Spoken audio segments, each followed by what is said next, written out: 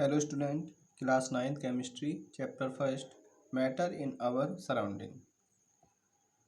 Last video में discuss किया था हमने स्टूडेंट मैटर और उसकी स्टेट्स। नेक्स्ट टॉपिक है latent heat of fusion. Latent heat of fusion क्या होता है? फ्यूज का क्या मतलब होता है कि जब सॉलिड चेंज होगा लिक्विड में।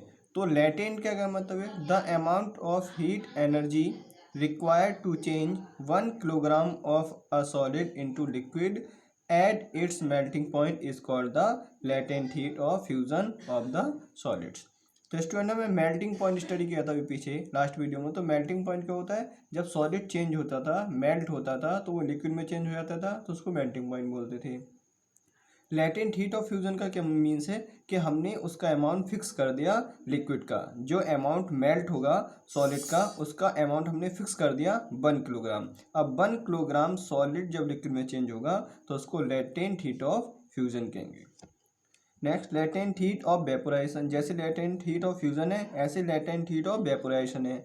अब वेपोराइजेशन क्या होता है? जब लिक्विड वेपर्स में चेंज होगा तो उसको वेपोराइजेशन बोलेंगे। अब यहाँ भी हम लिक्विड का अमाउंट फिक्स कर देंगे। तो कितना अमाउंट फिक्स कर देंगे उसका? 1 किलोग्राम लिक्विड को वेपर में चेंज करने के लिए जितनी हीट की रिक्वायरमेंट होगी तो उसको लेटेंट हीट ऑफ वेपोराइजेशन बोलेंगे। The amount of heat energy required to change 1 kilogram of a liquid to vapour at atmospheric pressure at its boiling point is called the latent heat of vaporization of the liquid। तो उसको हम क्या बोलते थे? Boiling point बोलते थे।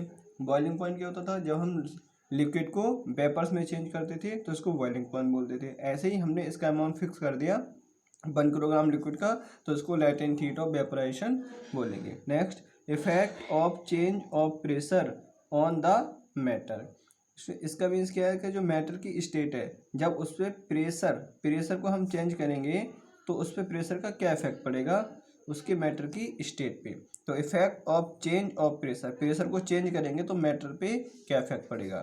On applying pressure the particles of matter can be brought close together and the state of matter can be change.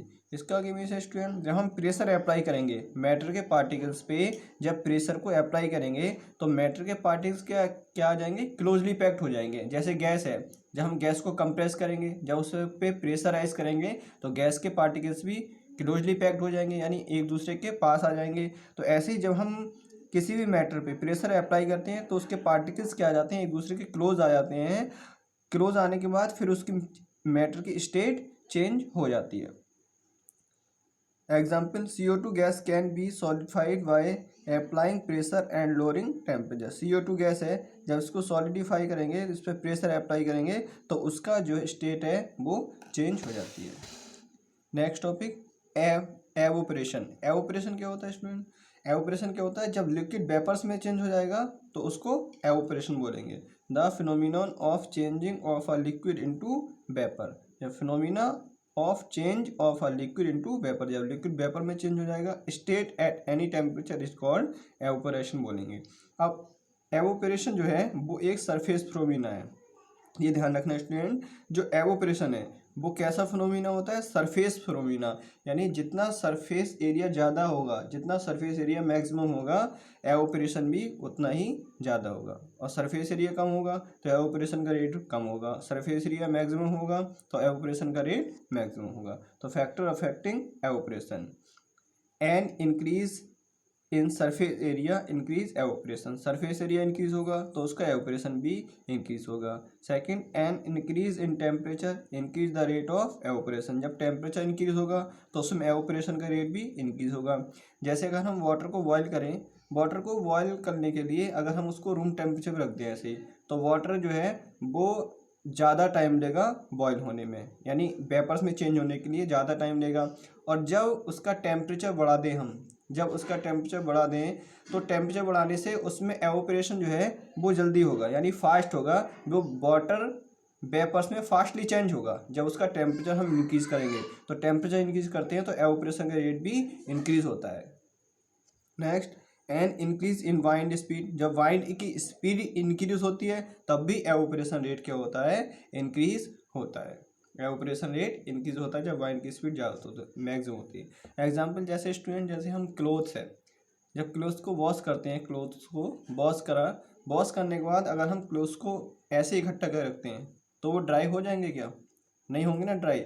तो इसलिए हम क्लोथ को क्या रखते हैं, उसका सरफेस एरिया बढ़ा के उसको ड्राई कराते हैं। सरफेस एरिया बढ़ाते हैं तब उसको ड्राई कराते हैं, तो वो जल्दी से सूख जाता है। जो क्लोथ जो होते हैं वो जल्दी सूख जाते हैं जब उनको हम सरफेस एरिया बढ़ा के रखते हैं। तो और जब क्लोथ्स को इकट्ठा करके देंगे तो उनका सरफेस एरिया कम होगा, तो वो देर से सूखेंगे। तो इसलिए एवोपरेशन रेट जो है वो एक सरफेस फिनोमेना है। जब सरफेस एरिया मैक्सिमम होगा, ज़्यादा होगा, तो एवोपरेशन का रेट भी मैक्सिमम होगा।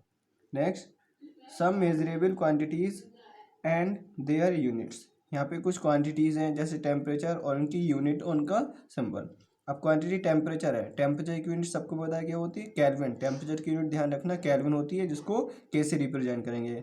लेंथ, लेंथ किस में, लेंथ की यूनिट क्या होती है? मीटर। मीटर को सिंबल क्या होता है? एम। मास, मास मास को किस में मेजर करते हैं? किलोग्राम में। मास को किस में मेजर करेंगे? किलोग्राम में, और किलोग्राम का सिंबल क्या होता है? केजी।